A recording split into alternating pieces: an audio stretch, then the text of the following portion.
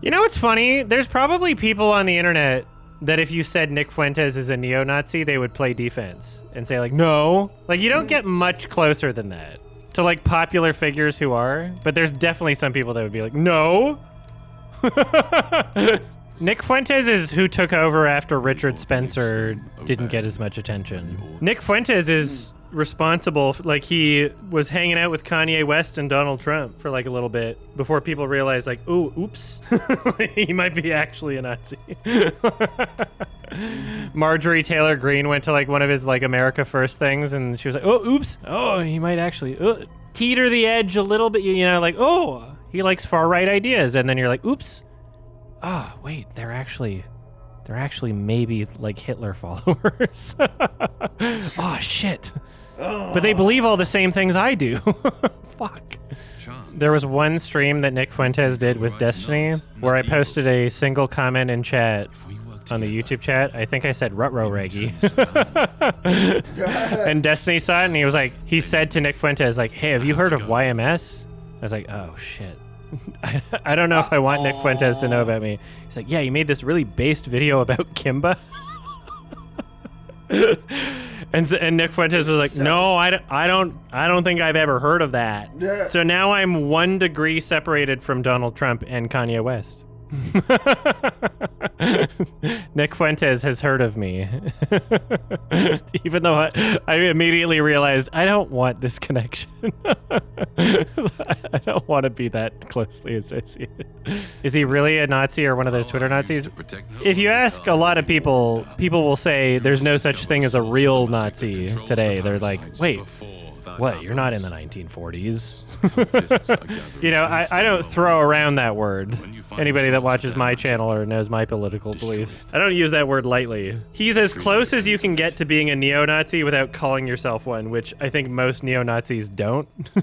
He's very much a Holocaust denier, but he's so fucking cryptic about it. He's a real slippery guy. He'll go on his fucking show and be like, look, so if you had 6 million cookies and you only had 3 ovens, I don't think it's really realistic that you could fit 6 million cookies in 3 ovens. The math doesn't seem to add up there. The math doesn't quite seem to add up there. I don't think you'd result in 6 million, maybe 200 to 300,000 cookies. He would do that, where it's like, okay, everybody knows what the fuck you're talking about. Like, why even be cryptic at that point? Just fucking own it. Oh, it's very cringe. It's not only cringe, but it's funny because he had this weird, like, streamer house where it was him and, like, a bunch of, like 4 other, I don't know, 18-year-olds. Like, very young, like, socially inept people. And they were, like, searching around the house for, like, cum. They're like, oh, did you masturbate? And like use like a UV light. Oh, we caught your cummies. And he did like an entire stream with like an incredibly like undeniable Nazi weird cat boy who had like a porn thing that they did where they were like sucking on Bad Dragon horse dongs. And there's this like entire arc of him over this like 3-day period where they had a trip together. And you could see them like lovingly looking into each other's eyes. Like Nick Fuentes is really obviously a closet furry homosexual. Like very clearly.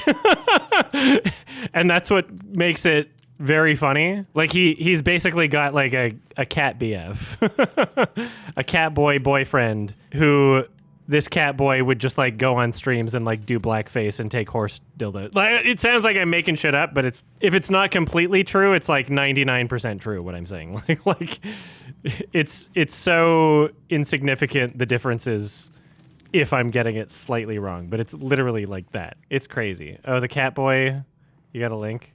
Cat boy harem of Nicholas J. Fuentes.